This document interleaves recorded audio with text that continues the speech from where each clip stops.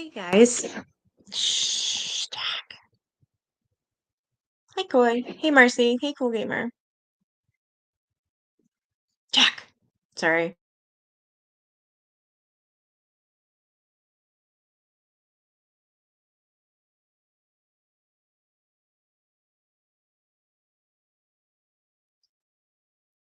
Hey Zuna.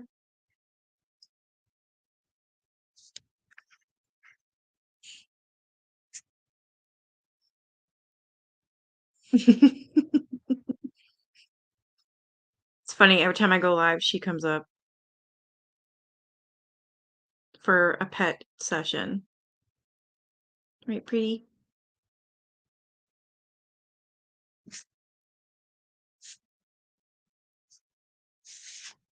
We are on page. Crap, where are we on? Sorry, girl. 145. Here, you want to get up? Wanna come up?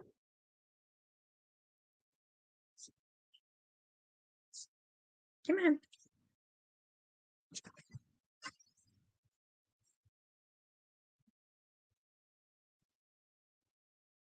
You're welcome. I'm already in my jammies. It's cold here today. So I decided that I just put my jammies on. There you go.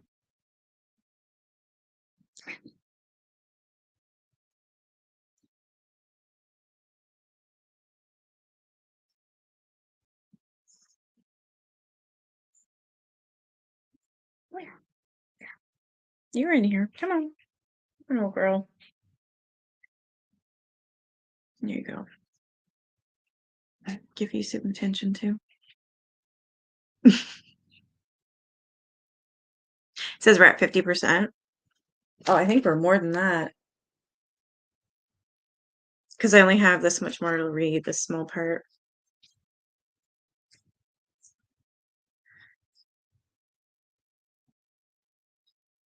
All right, I'm going to start. So now we're on chapter 3. Shh. Oh, Jack, come on, man. Jack. Jack. All right, so we're still in California. May 4th, 1990, 1:30 p.m. Tom sped his 1989 Honda Accord down I-15 headed for Barstow. The kids were with with their Uncle Glenn.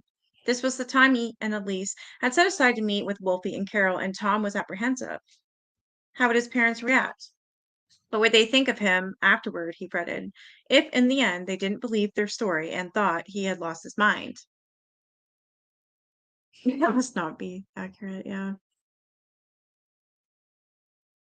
The idea of telling Wolfie and Carol was risky, Tom reasoned, but what alternative did they have? Who, if not his own parents, would believe him after all? In these days, Tom knew he needed someone like Elise had in John and Vivian, and whom to share his feelings, to relieve the dizzying personal and business pressure that had been mounting daily. Elsie sat beside him in the passenger seat, catching up on some badly needed sleep. Since the incident with Tom Jr., she felt a heightened sense of vulnerability and bordered on paranoia.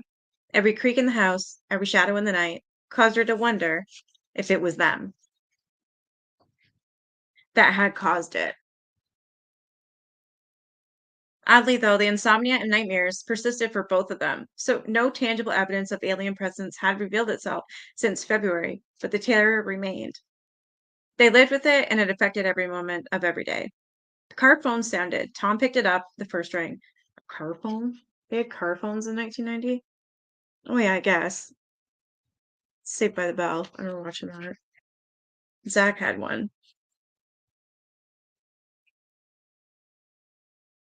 Yeah, Bob, how are you? He grimaced. Yeah, I know, I'm behind, he shrugged. Hey, I'll get to you, all right? No, absolutely not, but tomorrow, he promised. Okay, Bob, yeah, goodbye. Elisa's eyes opened slowly. Who was that? Bob Jacobs. The stupid bastard. Elise frowned. I wish you wouldn't talk like that. Here you are, just baptized and converted to the Mormon's faith. He sighed. You're right. I'm sorry. I'm just so far behind on everything. He nibbled the cuticle of his index finger. I'm afraid I'm going to lose my job, Elise. She patted his knee. It'll be good for you to see your dad. I hope so. Wolfie can be pretty cynical. You're the son. He'll believe you. Your parents didn't, he shot back. They wanted to. She pulled down the passenger visor, studying herself in the mirror. And if he wants proof, all he has to do is look at the circles around our eyes. Same dream? She nodded. They were around our bed again last night. 3 of them. So now these things are, hey, Kimberly, now these things are stalking this family. So she says, so Elise says, they were around our bed again last night, 3 of them. I could feel them, see them. They're like shadows in the night. I know, he mumbled somberly. I see them too, he said, turning off at the Barstow exit. Are you going to tell them that part? Elise asked. How we believe we're being monitored? Tom blew out a last of air from his lungs. I just don't know, he confessed. Early this morning, I wondered whether we should tell them at all. When they arrived at Tom's parents' house, Wolfie was already on the porch waiting. He walked down the 3 short steps into the driveway. To what do we owe the honor? He asked. I don't think I've seen either of you in 3 months. It's been a while, Tom agreed, nodding. The 3 of them entered the modest ranch-style home. Carol stood in the center of the living room, a couch and family portrait directly behind her. Want a beer? Asked Wolfie. Tom declined. How about a nice glass of soda or wine for you? Asked Carol, stepping toward Elise. No thanks. Everyone looked nervous. It was Wolfie who spoke up. I can probably save all us a lot of time. He gestured toward the sofa, but first sit down. He watched as they did, then sat himself. I think I know why you're here. I don't get it, Tom said. Carol rushed to Wolfie's side. What he means is, he gently placed his large hand over hers. I know what I mean, he argued. People are concerned about you two. You look like hell. No one sees you anymore. He calmed himself. Point is, that's why we talked to Elise's folks. And better yet, he hesitated. I think I may know the answer to your problem. What problem? Elise said. The UFOs, the extraterrestrials, all of that, he stated directly. We're listening, said Tom. Tom, there are quite a few military installations spread right around the area of the Mojave you were in, he began. 29 Palms, Fort Irwin, Knulls, and the Naval Ordnance Test Station. My first guess is that you two saw some experimental craft in operation. No, said Elise, definitely not. Wolfie held up his hand. Hold on, let me finish. There's another possibility, and that is you witnessed military maneuvers, helicopters, desert hovercraft, soldiers with night vision goggles that glow red in the night. He'd gotten their attention. There's a desert warfare training center in Fort Irwin. And a full-blown exercise, they might even use gas canisters. Remember, there's a lot of activity going on in the Gulf right now. Wolfie had made a point. No, no, Tom objected. The type of aircraft we saw doesn't exist in any military, Wolfie. There was one craft. He tried to estimate 100 yards across. And the beings themselves, Elise interjected. Wolfie, they just weren't human. Anything else? Wolfie inquired. Yes, said Elise. It still goes on. She became suddenly agitated. They're everywhere, watching us, monitoring every thought, every emotion, and we see them, never really close up and clear like the desert that night, but we see them. She squinted as she refined her thought, almost where we don't see them. Movement without anything being there, shadows at the edge of our bed at night. And always these big, dark insect eyes. Elise stopped abruptly as if she had caught herself drifting beyond the outer fringes of insanity. We know what you mean, dear, said Carol, nodding politely. We understand. Wolfie sat back in his chair, shocked at the conviction and level of intensity in Lisa's voice. Then he spoke very softly. There's a last possibility that I should mention, he said reluctantly. It's not so unlike the last explanation, and I wouldn't mention it, except that I once heard of a man who claimed he'd been part of a top secret PSYOPs program in the mid 80s. A good, decent fellow, college graduate, Georgetown, I think, with a wife and 2 kids. He sat forward, staring both Tom and Elise in the eye. When they got through with him, he had to be toilet trained because his mind had been reduced to a complete blank. Wow. Wolfie paused a moment to let his idea settle. They got a bunch like that at Fort Irwin Desert Training Center. He dropped back in his chair. Now, I'd like you two to just think about that. Not a word was spoken for at least 30 seconds. So you're saying we have run into one of these psy-ops divisions, Tom surmised, and that we were drugged or gassed or whatever, then held captive by our own military while the maneuvers continued? Wolfie placed his palms of his two hands over his belly. That's what I'm saying. And if you're asking me to choose between monsters from outer space and drugs and war games, the war games win every time.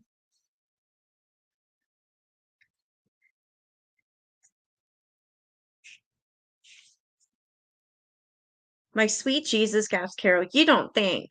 Why not? Asked Wolfie. They've done it before, the bastards. Elise turned to Tom. They could explain the flashbacks. You've got to be kidding, Tom protested. Do you think I can tell the difference between what we saw and guys wearing night vision goggles? He looked to Wolfie.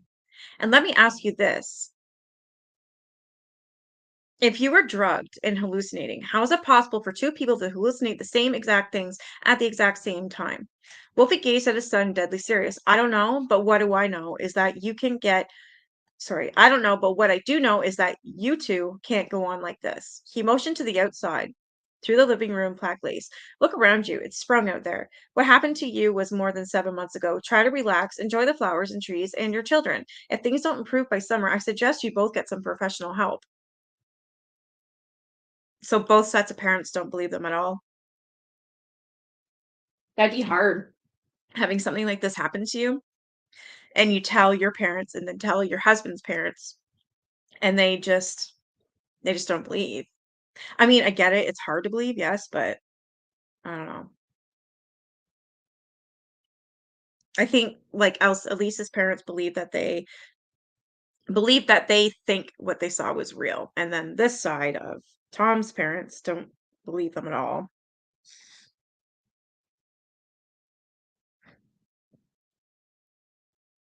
It was Elise who spoke up now in a steady cadence voice that bellied her emotions. I'm sure you're both worried about us, she cajoled, but Tom's right. We saw them, we smelled them, we felt them around us, at exactly the same moment in exactly the same way. No, she reasoned, shaking her head from side to side. This was no military maneuver, and it was no hallucination. In my heart, I know what we witnessed was not of this world. Hey, Snoops. Yeah, it would be tough, right?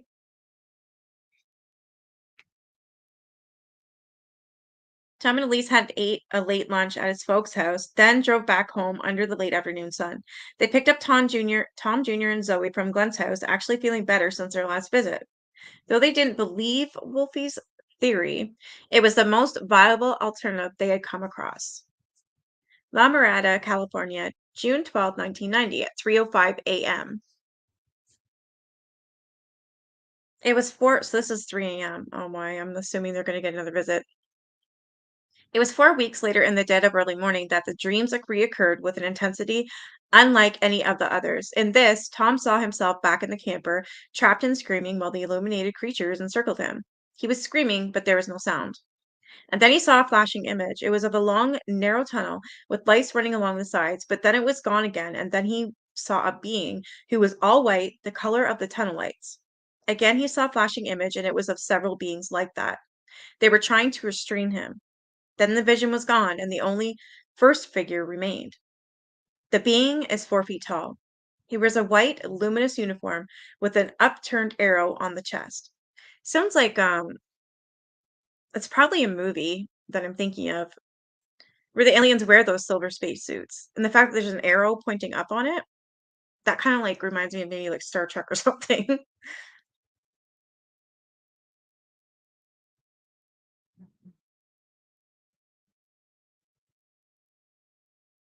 Okay, so the being was 4 feet tall. He wears a white, luminous uniform with an upturned arrow on the chest. He has no facial features. Wow. No mouth or lips. Only slits. Hey, SD. That would scare the crap out of me. Wow.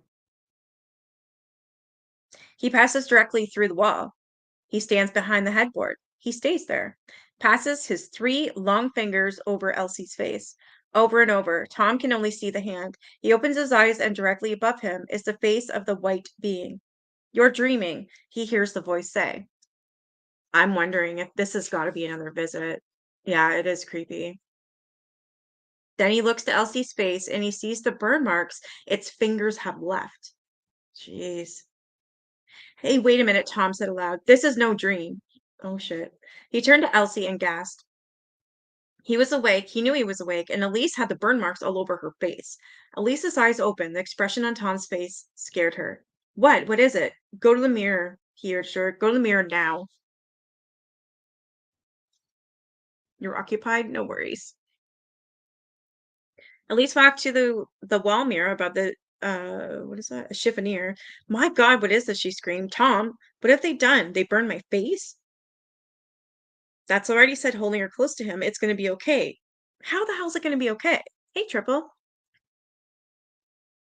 How the hell is it gonna be okay when he was laying in his bed with his wife? He was awake, she was sleeping, and they literally one of them put their three fingers that they have three fingers and three toes, I guess, on each like on each hand and each leg, touches her all over and burns her face with those fingers. How is everything gonna be okay?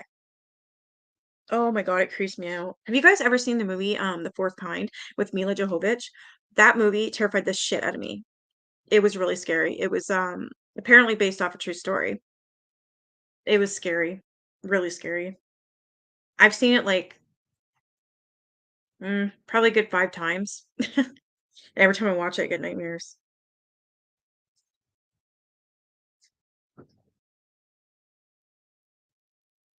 So that's already said, holding her close to him, it's gonna be okay. He eased away from her. Now you just stay right here, sweetheart, while I go get the camera. Tom came back, breathless, with a Polaroid in hand.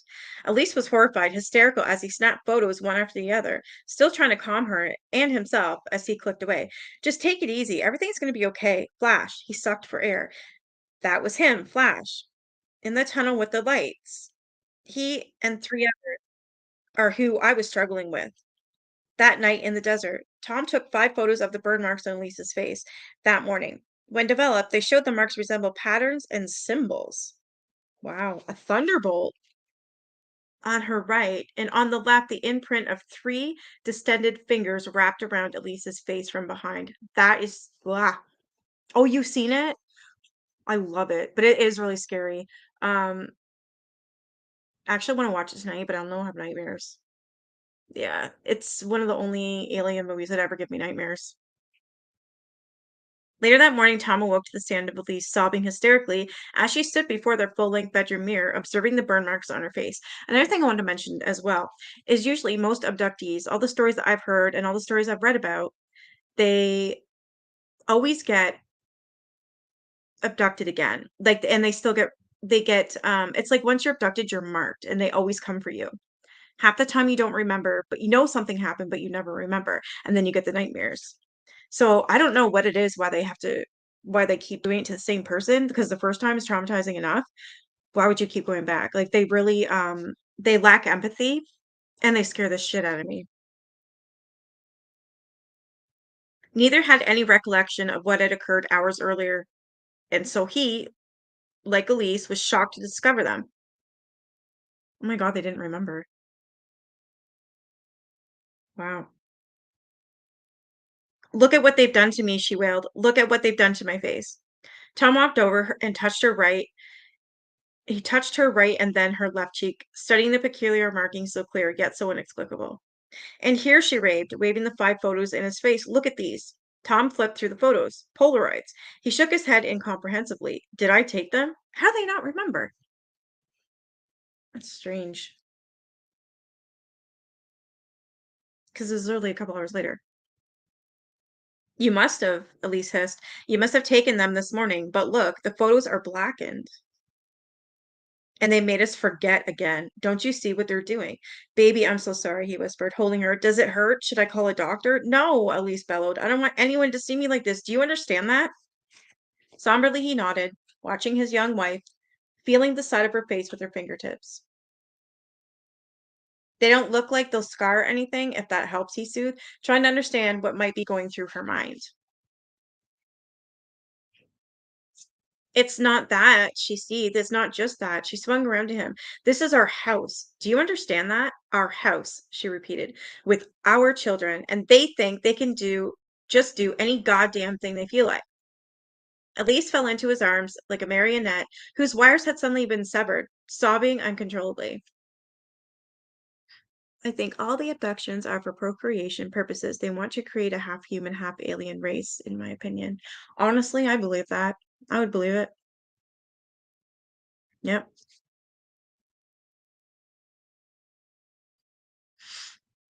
I'll stay home from work today, he comforted. I'll take care of the children. You just relax. Call your mom. Talk to her. Take as long as you want, because Elise, I swear to you, I'm going to get to the bottom of this. I'm going to get there, he vowed, if it kills me. When Vivian arrived at their home, she was shocked to see Elise's shattered psychological condition and the mysterious markings that covered her face. The welts remained visible for another 24 hours, when suddenly they faded. Hey, Mercy. Then disappeared entirely. Thousands Oaks, Thousand Oaks, California, August 23rd, 1990 at 3:30 p.m. Paul Morin had been a party animal in college. So Paul Morin had been a party animal in college, standing 6'1" and weighing 190 pounds. He was a small defensive lineman at Redlands. What he lacked in size, he made up for in heart. Aggressive on the field and wild in the nightclubs. He was also a guy who wrote poetry off season. Since college, he had settled down, going into business for himself, but always through whatever changes had occurred in his life, he and Tom Gifford remained best friends. This afternoon, the two sat in the darkened corner of the British pub. Lauren brunched over the table, mesmerized by what Tom had told him. I don't want to burden you, pled Tom, but who else do I go to? My own parents don't believe what I'm saying. Yeah, Warren agreed, looked in thought as they stared at one another eye to eye for a drawn moment. But I believe you. Tom's eyes narrowed. You mean that? Paul smiled, nodding.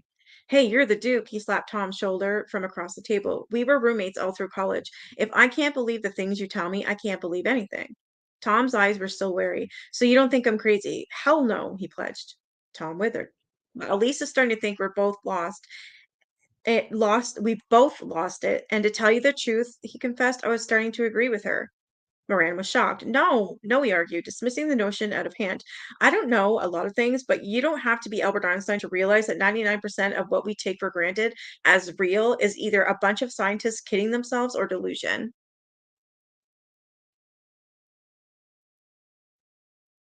I got a friend in Vermont who'd been abducted since he was around 5 years old. Holy crap. His wife, mother, and a few other family members were also abducted. He dug something out of his shin that was shot. Oh my gosh. See, I would believe that. I've read so many different stories about stuff like that.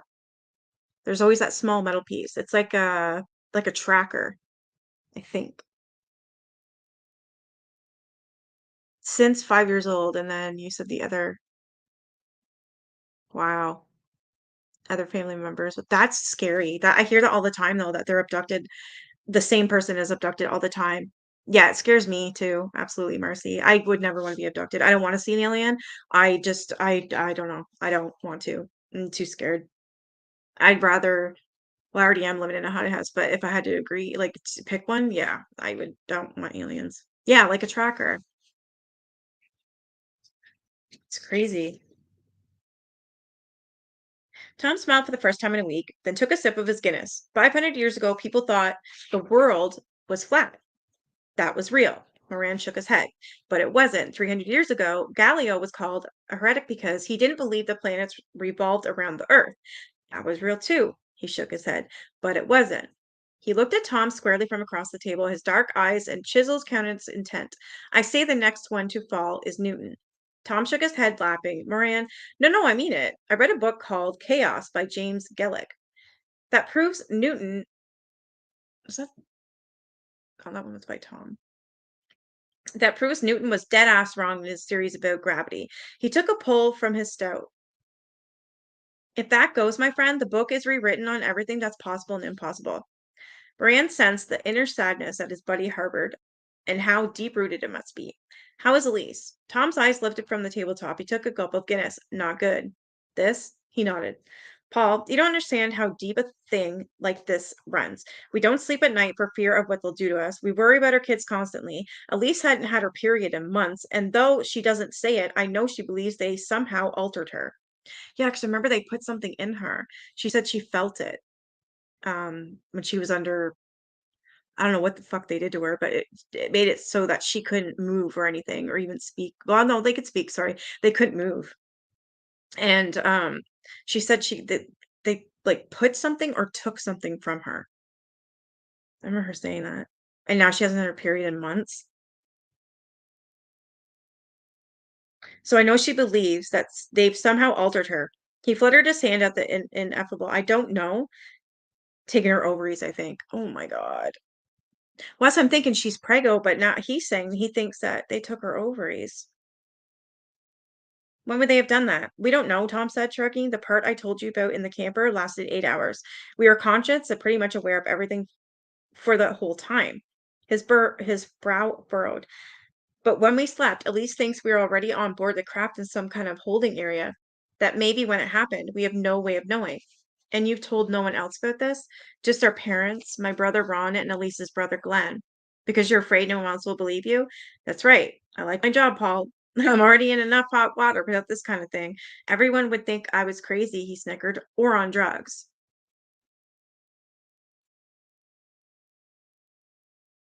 What? My bestie has a picture of three grays coming out of her closet. I took my pals on a weekend getaway and we saw a group, this Grim Reaper guy peeking at. Oh my God, what shit. Oh, I want to see that picture. Could you get it? I would love to see that photo.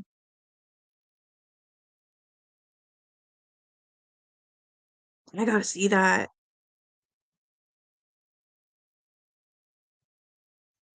I took his picture. We thought he was a human, but no, no way. If you can, I would love to see those. That would be amazing. It's on your channel? I have to go see after this. Well, speaking of channel, who's in here that's mod? I don't know if you know how to do that, Kimberly, or if you're on your phone. But can somebody put Marcy's channel in here? Please and thank you.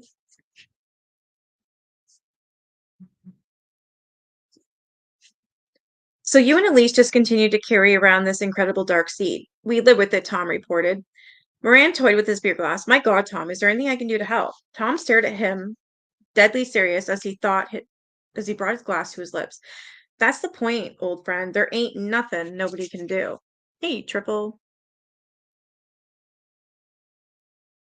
You don't think it's the same name?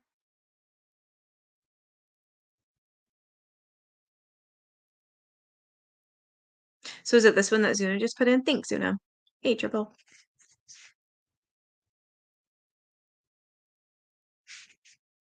Actually, I'm gonna look at it right now. I'm curious.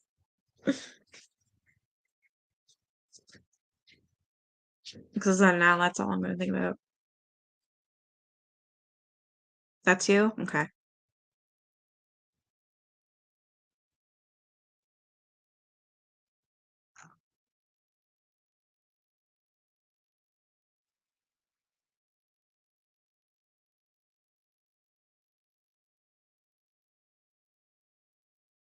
I don't want to show everything. Um,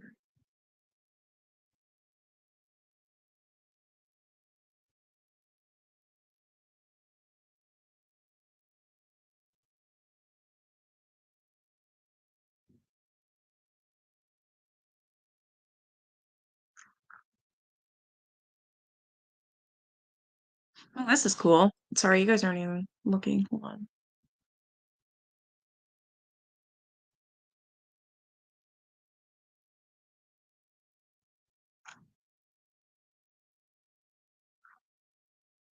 It's on your community tab, I'm thinking. Am I right?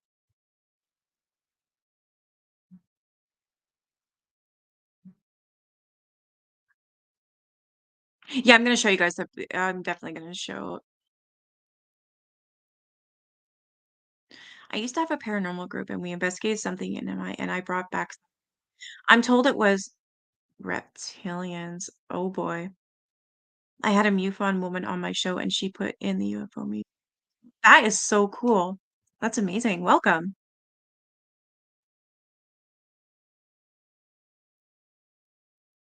Looks like a picture.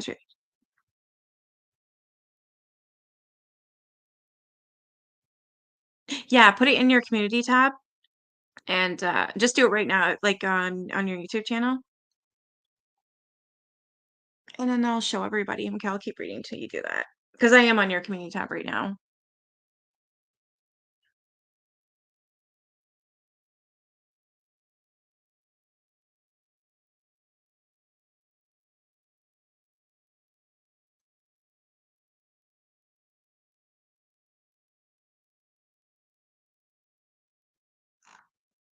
I'm just creeping looking.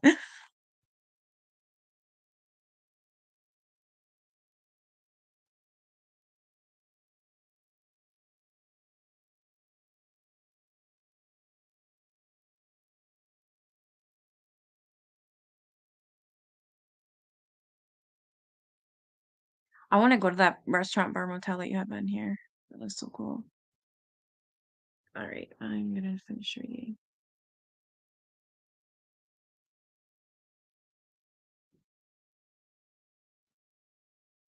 Yes, I have actually. Have you guys ever seen that or like listened to it? The Monsters Among Us? Yeah.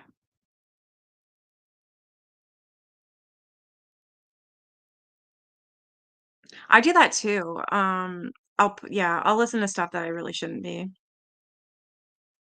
Then I wonder why I get nightmares.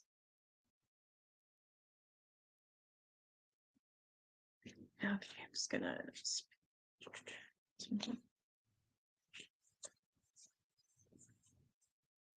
Malcolm was more in debt than he was in life. It was shown movies. Wow.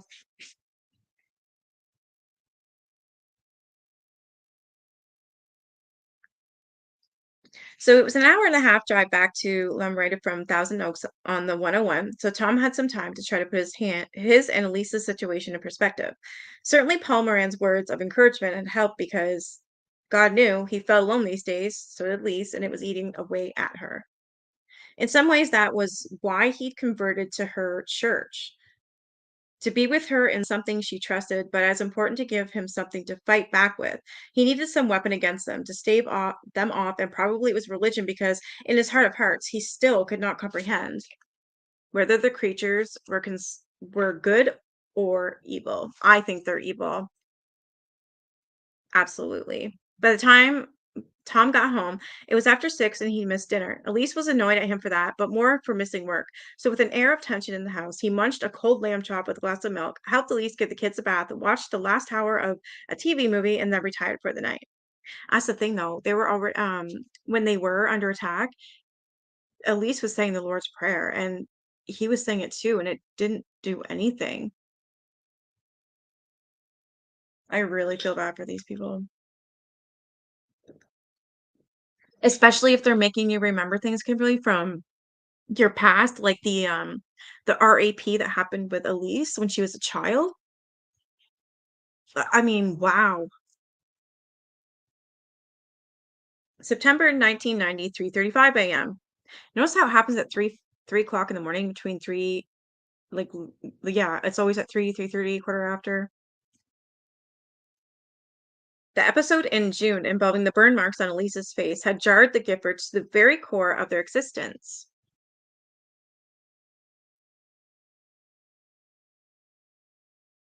Really? They think that there's no ghosts, it's just aliens? I believe in both. I've experienced ghosts, not aliens, and I don't want to experience aliens at all. So you don't have a channel anymore, Parawoman?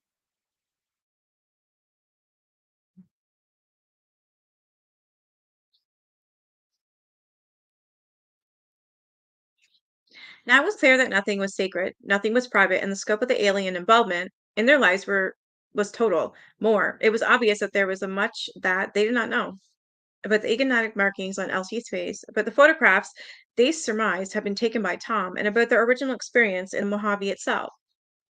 Still, bits and pieces of information concerning that period began seeping through from when the subconscious, like a random puzzle piece of a puzzle, mostly in images and always in half remembered dreams, such as the ones both experienced on the morning of September 10th, 1990.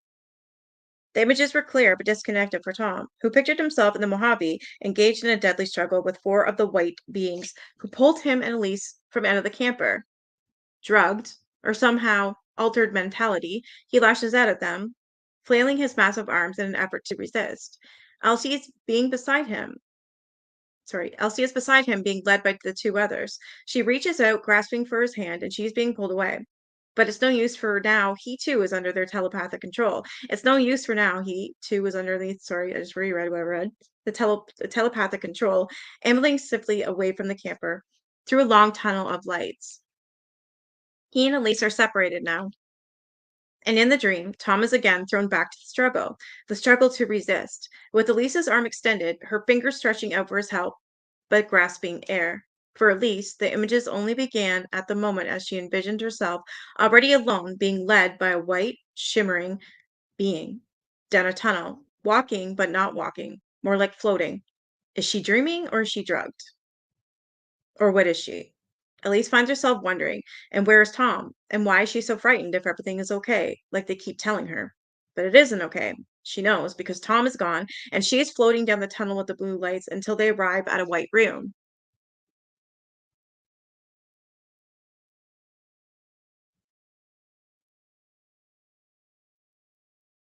You do have a channel? Is it what your name is right here? Because I would love to subscribe to you. Soon, if you're still here, can you put up Parawoman Radio, please, and thank you.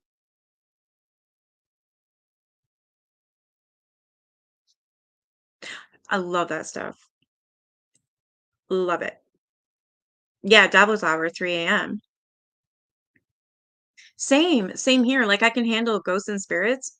Aliens, no. They're like, look at that thing on my screen. That is terrifying. Oh, I can't wait to check out your channel. All right, Marcy, I'll check it out in a bit. I had a podcast I did every Thursday for 3 years, but this was 15 years ago before they were popular. Now they are. Hold on a minute. I'm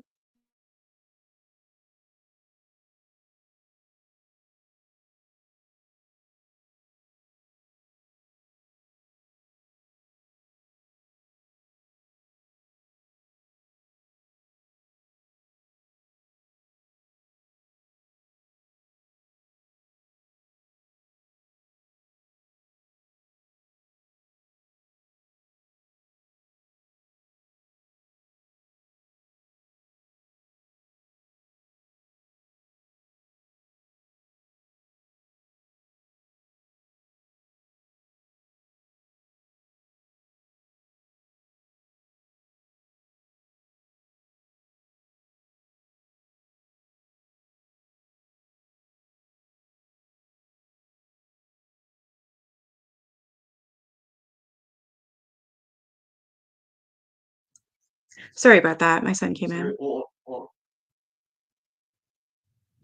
Oh my God, my friend Teresa would love that. My last interview was with a Bigfoot expert in Florida. That was a year ago. I've got to watch that. I'll get my friend Teresa to sub too. She's obsessed with Bigfoot.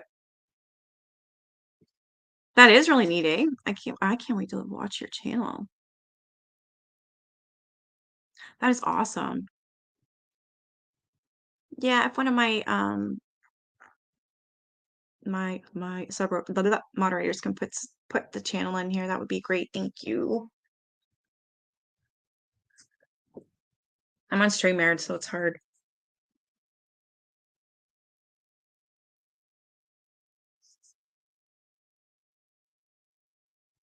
Where the hell did I leave off? Oh, he and Elise are separated now, and in the dream, Tom is again throwing back to the struggle to resist, with Elise's arm extended, and her fingers are stretching out for his help, but grasping air. And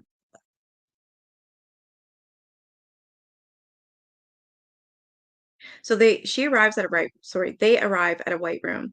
She enters. The operating table is silver and shiny like chrome, with a round light that stares down at her like a huge round eye. Elise dreams about the light and about waking from the dream to see the large, flat, insect-like face of the alien examiner as it stares deep into the panicked eyes. Elise's head jerked from off her pillow, in time to see the fleeing shadows around them disappear. Turn on the light, she cried to Tom, who was already awake, chest heaving beside her. They're here, aren't they? This is crazy. Yeah, it sounds so amazing, right? Yeah, I'm definitely gonna sub. Teresa, look at this. We just found this cool new channel named Parawoman Radio. And I'm going to go up to where the heck did you see that? Read that. My last review was with a Bigfoot expert in Florida. This was a year ago. Isn't that amazing? We have to check it out. Can you oh yeah, you're on your phone. I need someone to post their channel. Sweet. Oh my gosh, I'd love to do a live with you. No, don't worry about it. Nobody gets notifications from me anymore. YouTube is apparently working on things, but it's been a very long time for them to be working on things. I just don't think they care anymore. Tom sat up, his vigilant eyes scanned every corner of the room. Yeah, he answered breathlessly. They're here in the room right now. I'm gonna go see if that's photo or whatever is here.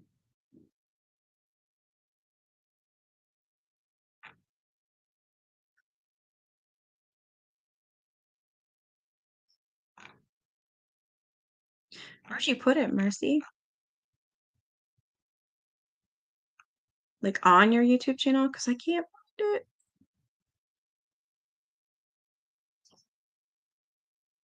Oh, thank you. It is this one here. They're in the audience. Parawoman Radio. That one right there. So that'll be cool to watch that video, Teresa. The Bigfoot expert. It's funny, I was just talking about you. Your ears ringing? He got out of bed, then flicked on the lights. As generally the case, the telltale signs of their presence lingered, if only for a moment. The coldness, the subtle but unmistakable odor, musty and stale like a cigarette, had just been extinguished in the air around them. So they have a smell. Musty and stale like a cigarette. Ew. Well, hi, Amy. There it is. Thank you. Now I'm going to go over here so I can sub too.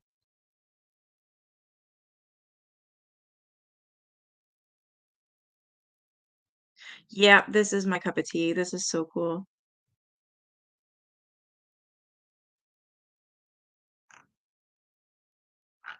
Sweet. Yeah, I sub too.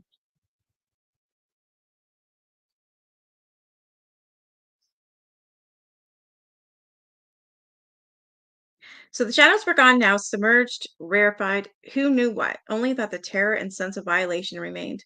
Tom walked back to the bed, then sat on the edge beside Elise. Do you remember any of it? She shook her head in frustration. Eyes. Their eyes, like before. A table, I think, but that's all. You? A sense of confrontation, physical confrontation, with them that morning in the desert. He attempted to rein in the memory or the sensation the memory had created, but came away with something else. It's almost like they're trying to tell us something. Do you sense that? Not malevolent like I thought at first, straining like us to communicate. Elise dug the heels of her hands into the sockets of her burning eyes, massaging them, perhaps attempting to open them to a second kind of vision. It's been too long, Tom, she admitted, as in defeat. Maybe Wolfie's right about getting professional help. He nodded wearily.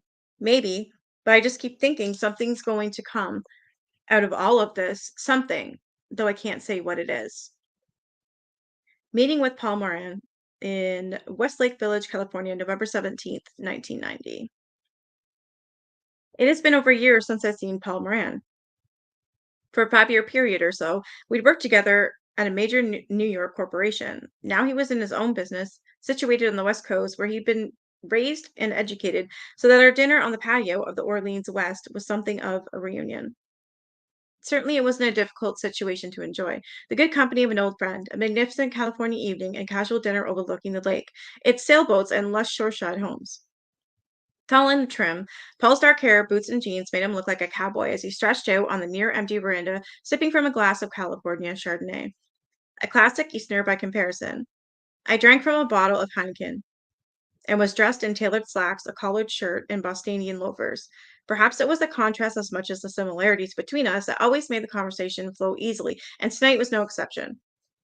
A bit of a poet himself, Paul had always been interested in writing and asking about it. Working on any books these days? Research mostly. Nonfiction? Yep. As a matter of fact, I'm thinking about two projects. I explained, but haven't decided between them. Moran smiled broadly. Tell me about them. Okay. Okay, I began. One would be a picture book, location shots of sites around the world where miraculous occurrences were said to have happened. Fatima and lesser known, more current ones, of course, they'd be text that goes along with each. I was going to call it Miracles and the other. This one is about a former POW I met recently. His time imprisoned and tortured, but more specifically, his rehabilitation afterward. The man went through hell in Southeast Asia, but oddly, the after effects of trauma like that can be more devastating than the actual situation. The coupling of the two topics had set Paul's mind working. That's the one I like, he said, taking a sip of wine. But how would you go about researching something like that? Well, extensive interviews, the man himself, of course, but a former roommate of mine at Georgetown is a psychiatrist these days. I'm hoping he'll put me in touch with another alumnus who's director of the National Trauma Center in Washington, D.C. I'd go to him for background. That's all this center treats victims of trauma? Yeah, that's what Bernie Vitone specializes in, I elaborated. The after effects of trauma. Victims of serious accidents, violent are former POWs. He's supposed to be one of the best. If someone came to see him, let's say from out of state, suffering from true terror after an experience they had, do you think he could help? That's his expertise. I was quick to answer. If he couldn't help, I'm sure he'd refer them to somebody who could. Paul was pensive, I could tell, very carefully weighing two allegiances, one against the other. I know a true story that's better than either of the ones you're researching, he confided, as grave as I'd ever seen him. It was told to me in strict confidence by my closest friend, but because I trust you and think you may be able to help, I'm going to tell you. I'm listening. You've read about these alien abduction cases, he asked. Sure, Bud Hopkins and all that. What if I told you I knew two people who were held captive and psychologically brutalized for periods of time, not unlike POWs?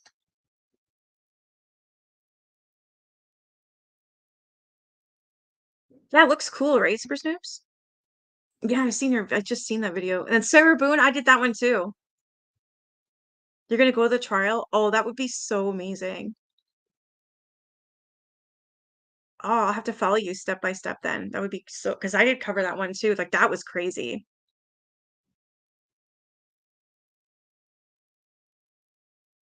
You're old. I tagged you on the two videos. I couldn't figure out how to share to my community tab. Where did you tag me?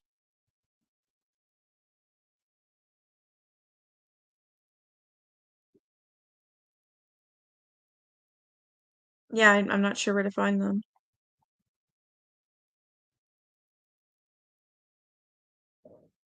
Oh, I see bitten on a YouTube post.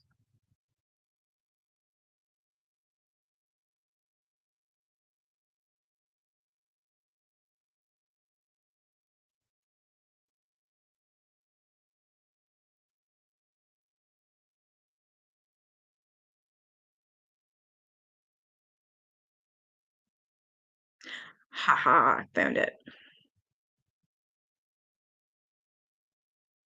No, I don't have TikTok. I used to.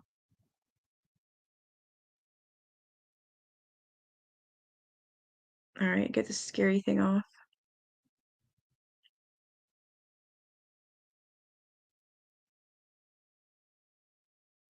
So this one.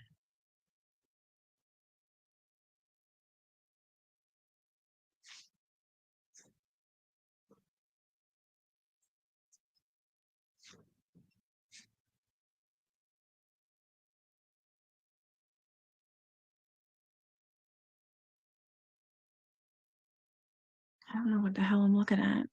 Well, here we are.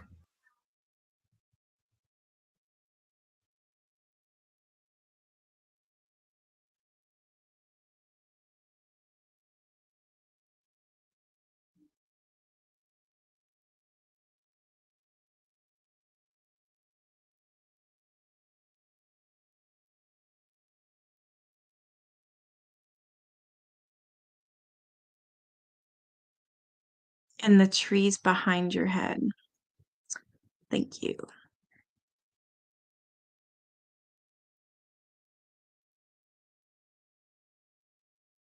I can make this bigger.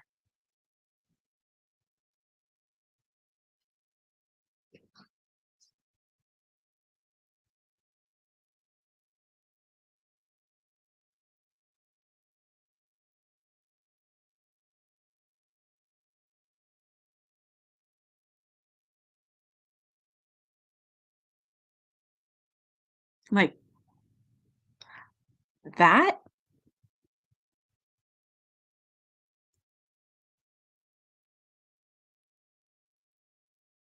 Can't pull this up either.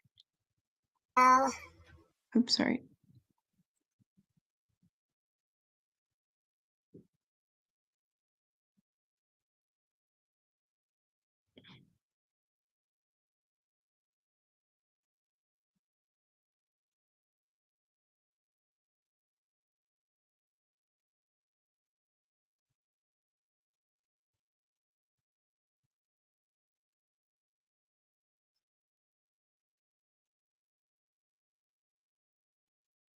Oh, that gray thing. Okay. What is it called? Perry something. No, don't be sorry. What is that called when you think you see something or you automatically see things whenever like say if you're looking at the clouds, you'll automatically see stuff like rabbits or whatever. Perry, no. What the hell's that word? I can't.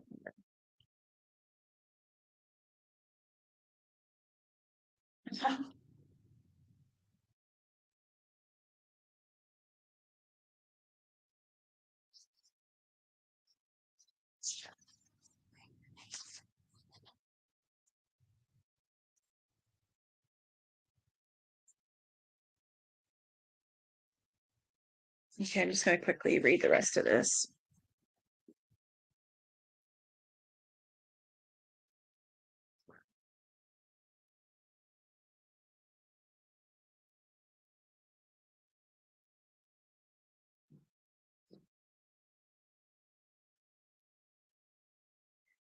What if I told you I knew two people who were held captive and psychologically brutalized for periods of time, not unlike POWs?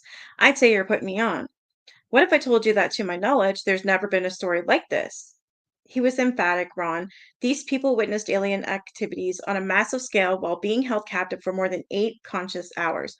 Where did it happen? The Mojave Desert, late October 1989. But, as you say, for them, the aftermath has been more hellish than the experience itself. Sounds like a nightmare, I blurted, affected by his obvious concern. Paul folded his hands before him on the table, then sat forward in his chair. Okay, so Tom's friend has now gone to a psychiatrist. No, we didn't obstruct nothing. Thank you for sharing with me.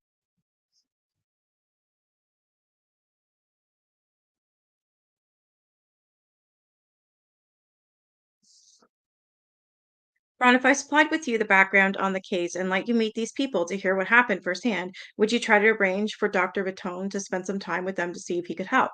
You mean to do a book on them? If it was of interest to you and they were willing. I stared across the lake. A sunfish sailed by in the distance. My eyes drifted along as I was considered the idea. The story doesn't sound like the kind of thing I do, Brad or Paul. But of course, I'd be willing to meet them. With regard to Dr. Vitone, I shrugged. This is a friend of a friend, so I make no promises. Rand's eyes locked on mine. If you meet the Giffords wrong and hear their story, you'll want to write a book. From my point of view, frankly, I see a fit for you and them. You'll want to write their story and may just want to be ready to tell it. The initial commitment to meet with the Giffords, made out of politeness, evolved considerably as we discussed their experiences in more detail. By night's end, I was intrigued. My plans were to contact Dr. Vitone at the National Center for Trauma in Washington, D.C. the next morning. November 20th, 1990, 8:30 p.m. Tom Gifford sat in the study of his home, wrapped in conversation with his longtime friend. I can't believe you told someone about this, Paul, he said angrily. You promised, gave me your word. It was in confidence. I know, Moran acknowledged. In retrospect, it was wrong to do, and I apologize for that. Tom Gifford's temper quelled. If it was difficult to stay angry at Paul primarily because he's usually had your best interest at heart, and Tom recognized this. But I still think you should meet him. Tom's response was immediate. Do you realize that since this began more than a year ago, Lisa and I have told no one more than a handful of family members and you? He rose from his chair. Why on earth would he confide our innermost experiences, our most intimate feelings, to a stranger?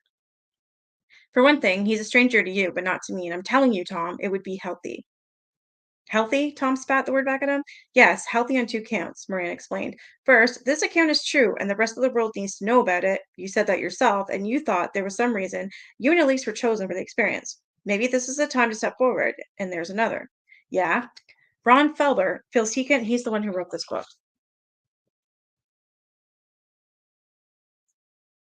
No, this is another one. Marcy, her channel. It's up, it's if you scroll up, it's posted in here. Hey, Mousy.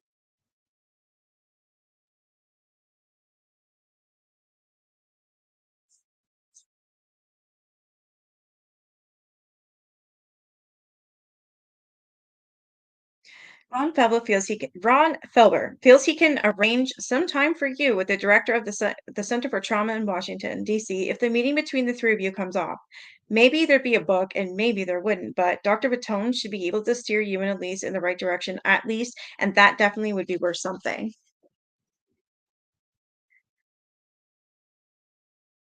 Sounds like there's someone outside my house coughing and talking to themselves. It's freaking me out.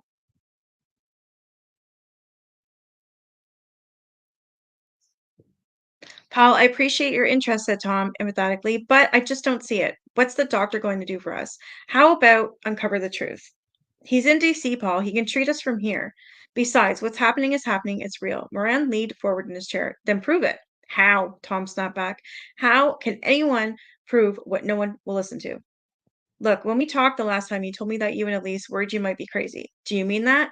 Tom looked him square in the eye. Slowly, he nodded. The first thing he'll do is a psychological evaluation. At the end, he'll know, and you'll know, if either of you suffers from psychiatric or organic illness. Moran was issuing a challenge. He'll help you uncover the truth. What if we don't? If you don't, I suppose people have to go start looking real close at what's been happening around this place. And if we do, Moran took a deep breath. Then you know you need help, and we try to get you some, Tom. He argued. I'm your best friend, and I'm telling you, you just can't go on living like this. Tom deliberated. Elise will never go for it. Why?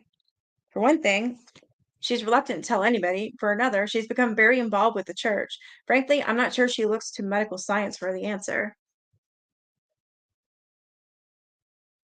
Yes, yeah, big time. I always hear that. Yeah, Teresa's a big believer in that.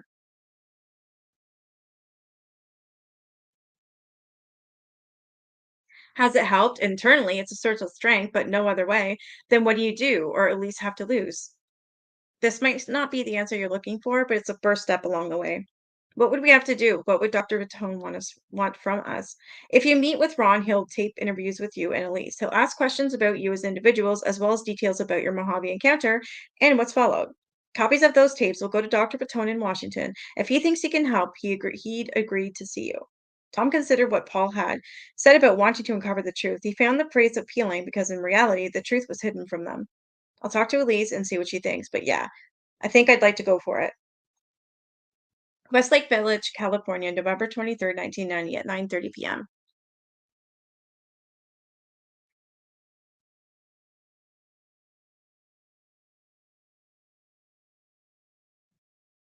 Really, Mercy? That's great.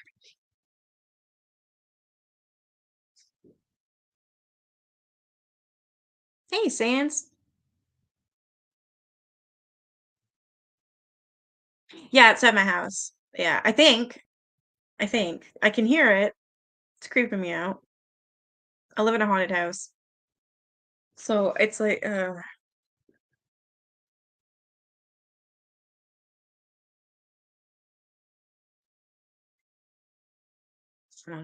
I stopped.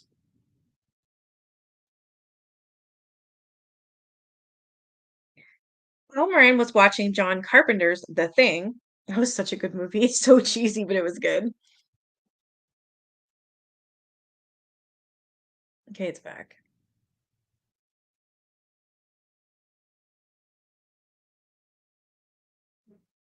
I don't know what it is.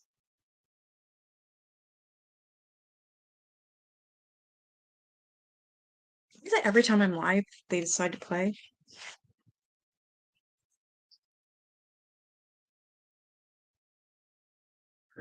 Yeah. So he was watching Carpenter's The Thing on video with his wife Laura when the phone rang. She answered, still munching a handful of popcorn. Paul, it's for you. He took the receiver. Hello. Paul, this is Tom. Let's get the date set up with Ron Felber. We're both decided to take a step forward. All right, the ex football hero explained.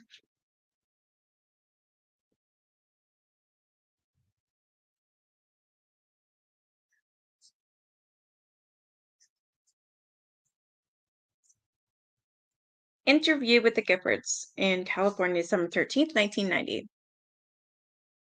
I submitted them. In my opinion, it would be implausible for him to exist. We are still finding animals we never knew existed. He would be right. Exactly. That's what I've said many, many times. We all don't know what's in the ocean, rivers. We've never been that deep. For places that have been unsearched, there's always something new coming out. Always.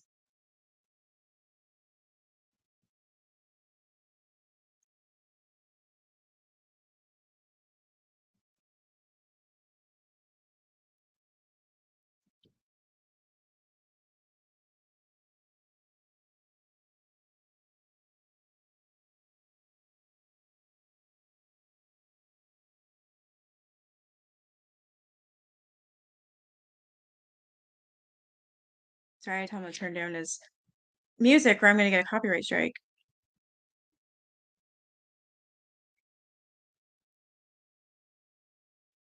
Oh wow. I loved, yeah, the Warrens. Yeah. What? Really? You got to interview Lorraine Warren? That's like amazing. It's actually spring that's the haunted. Wow. She is pretty interesting. I thought it was cute that she had raised chickens. Like that's awesome. Do you have it on YouTube? I gotta see that. And they were such a lovely couple. Like you can tell they really loved each other, Lorraine and Ed. Yeah.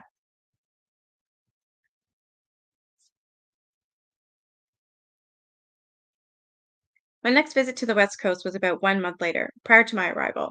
Paul Moran had arranged several telephone conversations between the Giffords and me, all of them successful. That instant rapport seemed to exist, but even to our first meeting, there was a hesitancy on their part to share what was obviously a very traumatic and personal part of their lives. On the evening prior to our interviews, Paul introduced us over dinner at El Tortito, a local restaurant, so that by that time they arrived at my hotel room at the Marriott Countryside, the ice had already been broken. By anyone's standards, the Giffords were a handsome couple, well groomed and neatly dressed. Elise was tall and trim, with shoulder length chestnut hair and a face that exuded both warmth and intelligence. Tom was a strapping man, standing 6'1" and weighing 225 pounds, with dark brown hair and thoughtful, deep set eyes. Both were nervous on the onset, but opened up once the conversation shifted to familiar topics such as family, athletics, and the ordeal they had been through. They began by explaining how they came to be in the valley and went on to describe the first sighting over Woods Mountain, leading to the initial display of the 9 shining objects in the desert sky above them. From the onset of their account, it was apparent to me that the encounter had deeply affected them. The attention to detail, the interaction between them, and feelings they attached to events as they transpired all point to the fact that these two were well educated, intelligent, well balanced individuals who had been stunned, sorry, by the situation that enveloped them that night and the morning to follow. While describing the invasion of the valley and their torturous hours, in the back of the campfire surrounded by the illuminated figures, their word choice, cadence, and inflection spoke volumes beyond what they were saying. It was obvious that both had lived with a sense of terror that few individuals will experience in their lifetime, as significant perhaps with their feelings about the aftermath of their encounter and what it meant to them today. So tell me, has the experience affected you in any way since? Every single day, Elise answered. We're scared and I guess confused. On the other hand, we'd like to think it was a positive, but well, maybe it's both. How is it positive? I think we came away with another sense as if we used a part of our brain that were never tapped before. And sometimes in the dark, it's like we're seeing another reality. Something behind this reality, she explained. People or spirits behind what is our world. She said it too. People like aliens and spirits and people and spirits. Wow. But we don't know how to get back to using it again. That would you use it what would you use it for? To communicate with them directly. You say that as if they communicate with you. They do. She answered bluntly, and maybe that's the dark side of our experience. Please explain. Elise looked at Tom.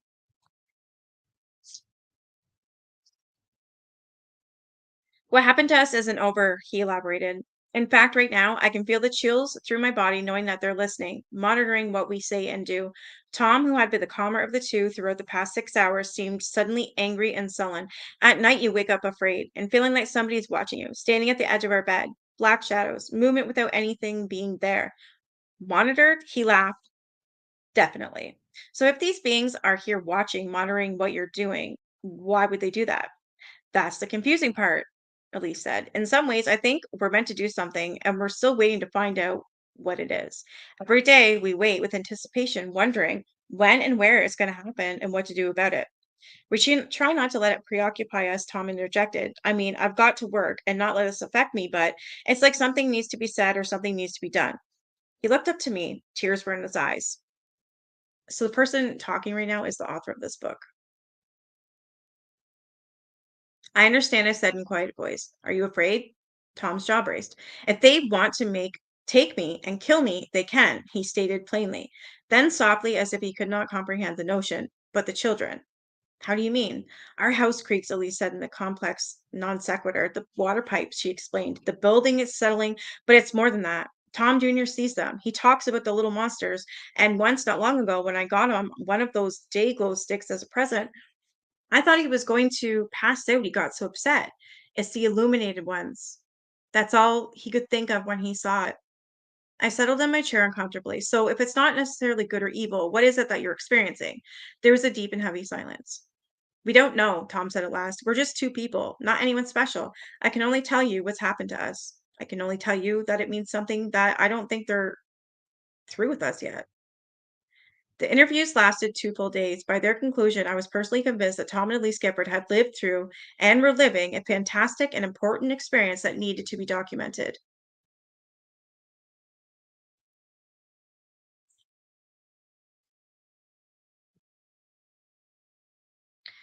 The interviews recorded on 6 2-hour tapes were forwarded 3 days later to Dr. Bernard Vitone at the National Center for Trauma in Washington, D.C. December 18th, 1990, 3:35 a.m. Oh boy, my gosh, another one. Tom was awake, eyes wide open, staring at the ceiling as he lay in bed beside Elise. All around the bed, the shadows stood, watching. He knew it, and it bothered him no longer. He reached across the bed, brushing the side of Elise's cheek with his forefinger. She, too, lay on her back, staring straight up. They're here, aren't they?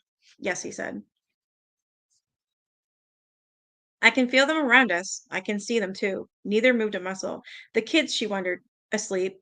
But are they all right? Are they in the room with them? No, not tonight.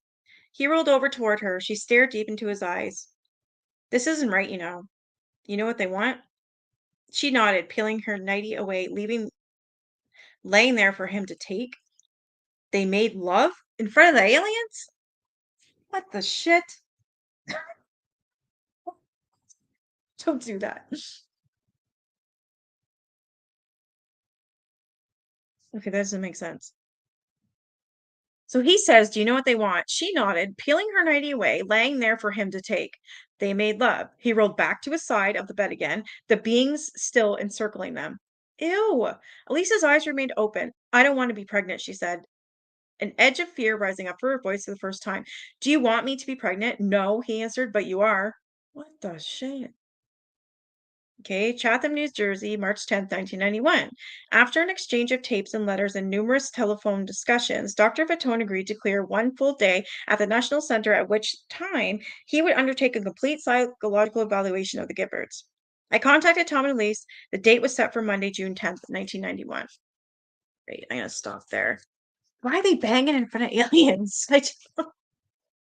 What? Okay, I'm just gonna go up here and read what you guys were talking about.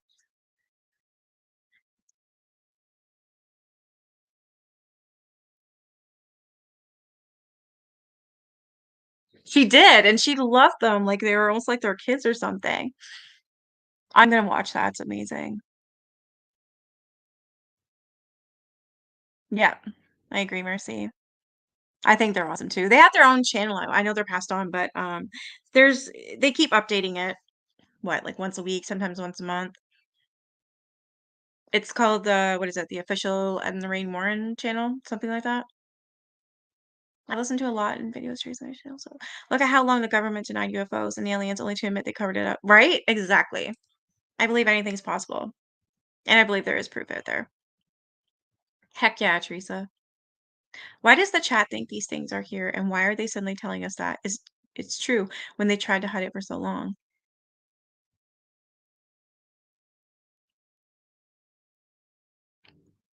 Back in the 50s, my daddy would play this game of hide and seek with his buddies, only they were in their cars.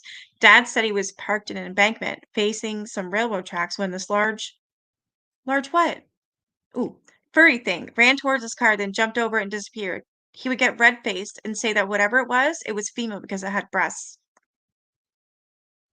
You had a female Bigfoot. Oh, absolutely. Now we're gonna be on. Do you still go live or anything? Like, do you just make videos or do you do live streams? Yes, they say that all the time whenever they come in contact with a Bigfoot, that it always smells like dad, like something is wrong, like it's just they stink. Yeah, what does his face look like? You believe it was a female Bigfoot? Oh, that's cute. Yeah, the nephew. Yes, correct. He's a demonologist. It's a podcast, so it's audio. That's no problem. I can't wait to hear it. Yeah, what is their channel?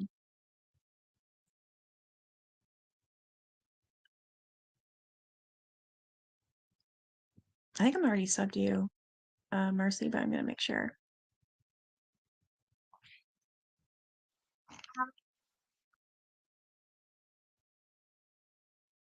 No, I'm not. Well, aren't I, you think? There, I'm subbed. Sorry. I thought it was for some reason.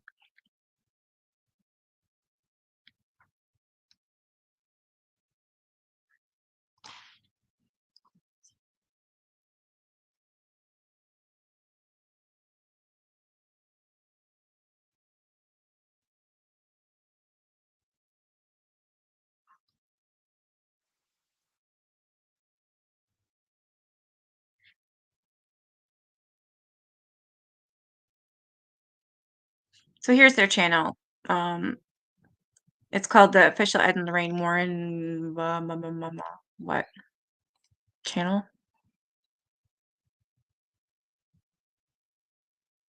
Yeah, I don't like that they have the comments turned off. Yeah, the official Ed and Lorraine Warren channel.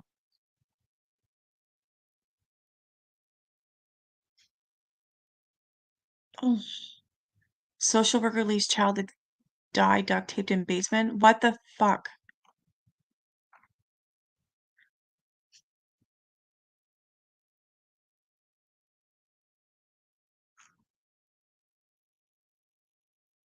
Yes.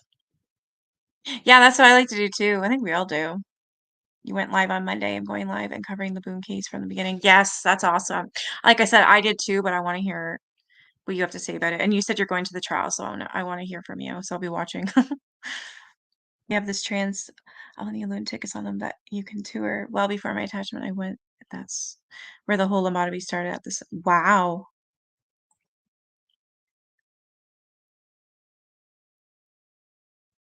That's awesome. I was scratched, I was touched, my hair was pulled as I'm walking from the woman's whoa, the men's ward. Like I hit the strongest smell of the nastiest cologne like it wasn't Aqua Belva. Wow. That's creepy. I have automatic handwriting from my best friend. That was really? Holy shit. I've never seen a Bigfoot or an alien. I have seen ghosts. Yeah. So Super Snoops here, Deb, she sees, she hears everything. Ghostly. Poor girl can't even go into a graveyard.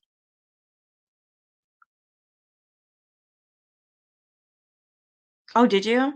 They had just started working on the docuseries The Haunting. I love The Haunting. I do. I'm pretty sure I've seen all of them. I love A Haunting. It's on Discovery Channel, right? But you can watch it. Actually, they have the show A Haunting and Ed and Lorraine Warren were on that a couple episodes of there, I believe. You guys can watch that on YouTube as well. Thanks. That would be cool.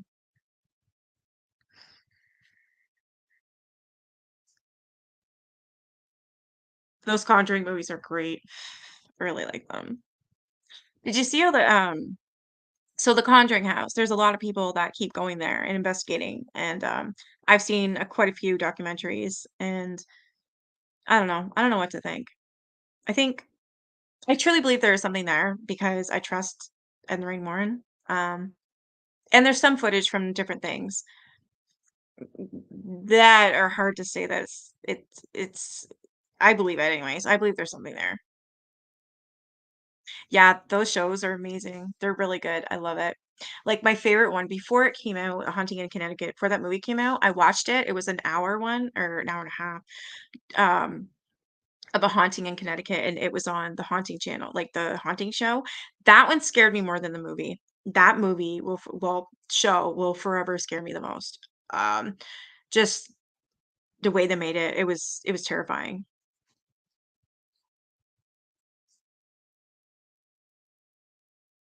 Yes.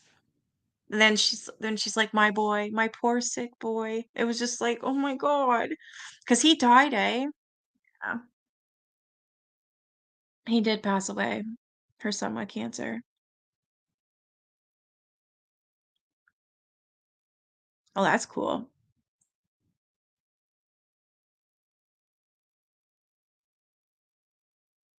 Really?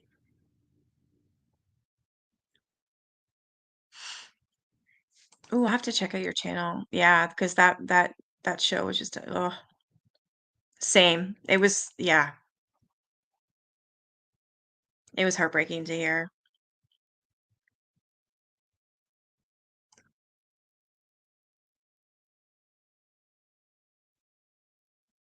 I don't blame you, because it gets overwhelming and too much.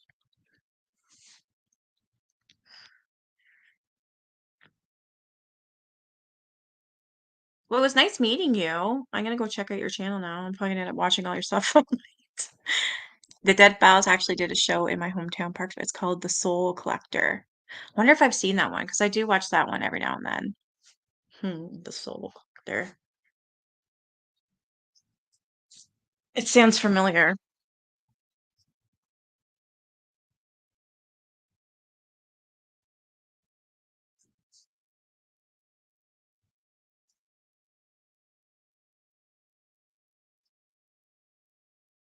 Actually, I'm gonna play season 10.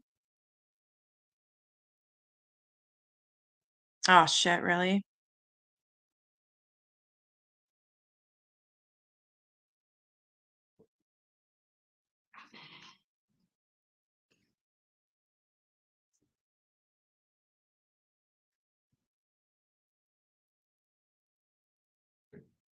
Oopsie.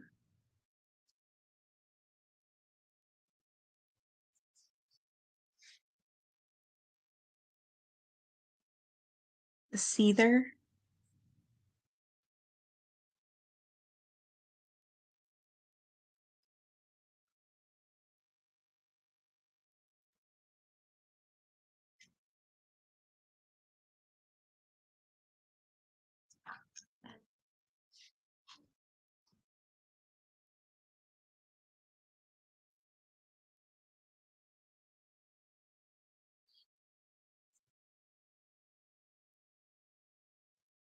The Bone Collector. Season 13.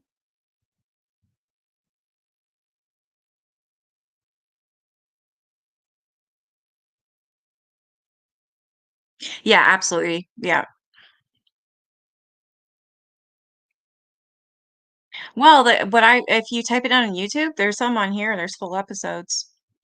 Yeah, I agree, definitely. Ugh. See, and I don't know. I love American Horror Story, but the fact that they let Kim Kardashian ruin it is pissing me off. Like, I don't want to watch her. Really? No. Like, that just ruined the whole fucking season for me. Yeah, you said the same thing. Hope she doesn't ruin the series. Probably. I live only 20 minutes or so from Willard and Mrs. used to work there. Shit.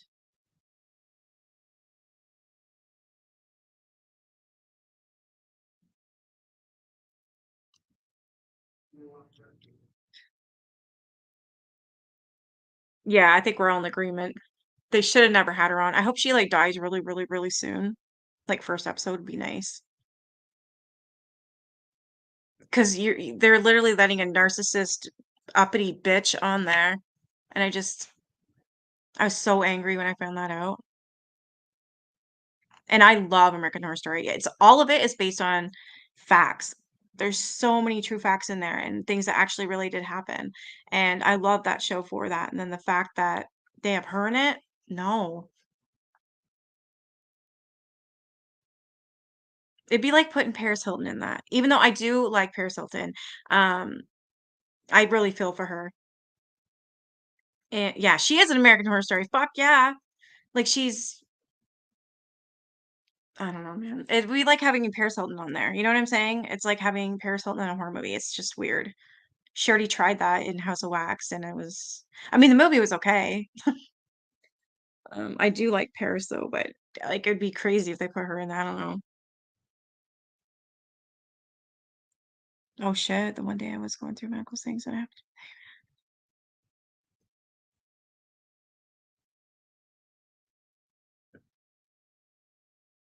Yeah, Gaga was good in Hotel. Yeah, she really was. And I'm not really fond of Gaga, but she did hands down.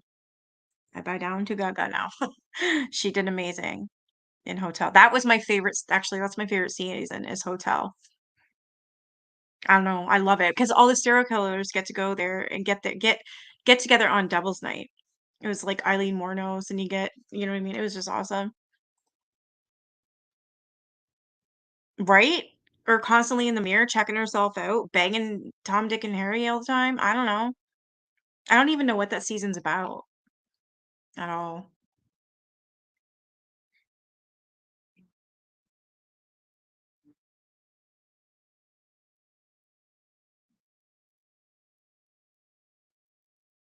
I did see it. This Do you one. look younger or older than your age? This is me at 18 and now at 44. If you completed our investigation. Let me know if this one's it. Yeah. Yeah. Yep. It had that in it. It also had H.H. Holmes. Then it had all the like the Zodiac. Oh, you gotta watch it, Teresa. You'll really like it. The Silent one was your favorite too? I like season 11. It broke my heart, but I really like it. I'm glad they made it because people need to know about it. A lot of people didn't know. And there was more than one serial killer. There's actually quite a few of them that were killing gay men.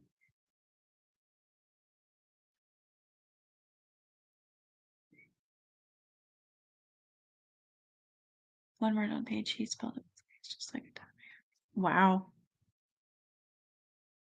All right, I'm gonna watch this real quick. We're ready to reveal our findings to each other and our clients for the first time. Guys, this is Amy. She's going to be doing the reveal from one of your bedrooms so she can It's concentrate on 47 your case minutes without any long. distractions. Amy, this is Heather and her husband, Jonathan. They live here with their two kids. This is Bailey and Michaela. Bailey's 21 and Michaela's 14.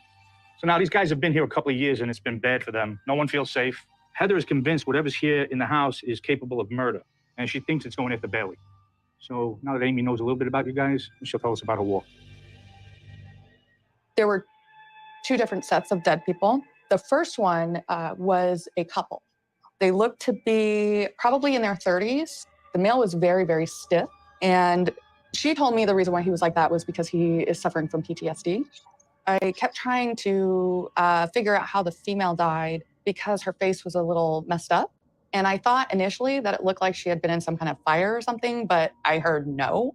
She just kept saying, please help me. There was something as well around her death that had to do with a premature baby. Okay, so this is making me think of the original owner of this land.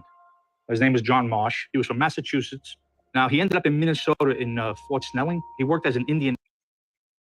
Is this the one, Mercy?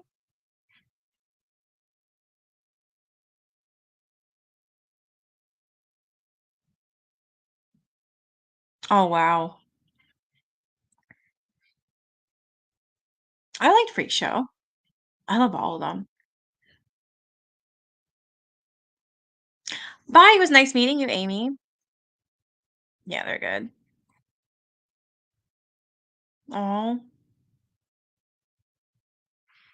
I'd love to. I watch American Horror Story on Yes Movies because I can't get it here. So I use yesmovies.com. They have everything. Now I'm watching Fear the Walking Dead. I just got finished watching everything to do with The Walking Dead. Yeah, it was nice meeting her. I'm glad she popped in. Can't wait to see her channel. I'm her to be like obsessed with it. It will turn you away. It's like that line in the Ghostbusters 2, Mayor, sir, I have seen that shit. It will turn you away. Yeah. Is this one you're talking about, Marcy, though?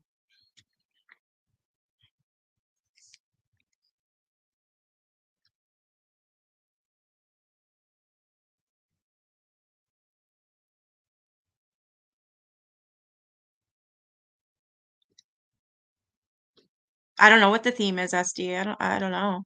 Here, I'm gonna actually it's what, season 12, I think.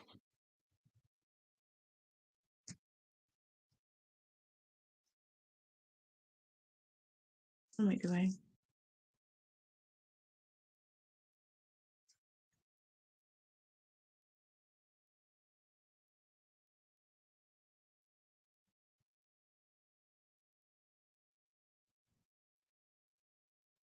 Is this it? Fuck.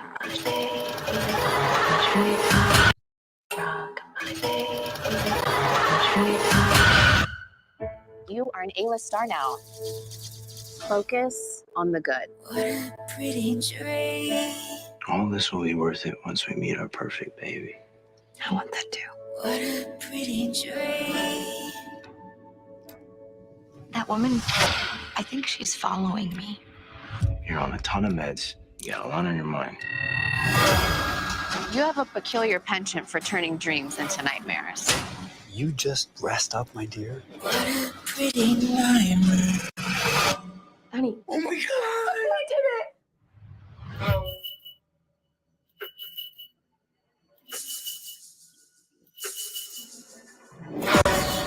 Can I see the screen? One moment. Do you want an Oscar? Do you want it as much as a See, I baby? knew she'd be all about this Oscar Yes. bullshit.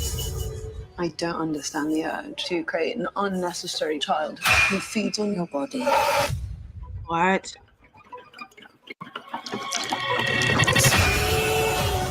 In your dream. Something's happening to me. Pain is a touchstone of growth.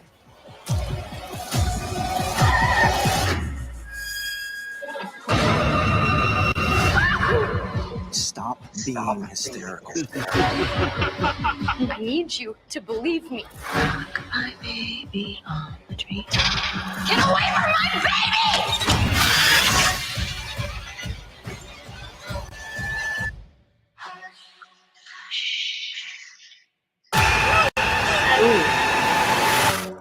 FX's American Horror Story. Delicate. Premieres September 20th on FX. Stream.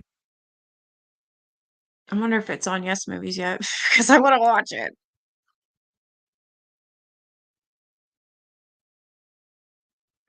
Yeah, it's free. It's a pain in the ass though, because every time you go to click on a video, it'll take you out, and then you have to go back in. It'll take you and go back in.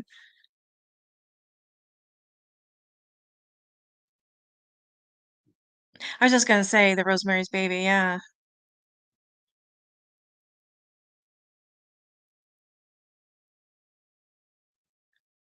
Yes, Roanoke. The only thing I didn't like about Roanoke is that, oh my God, she wouldn't stop crying.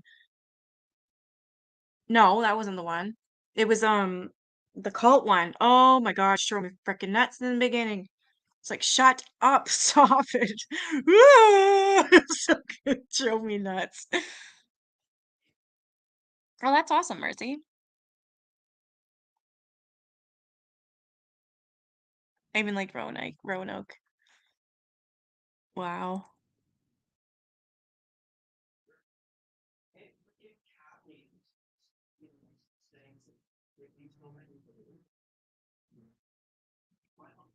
Delicate condition.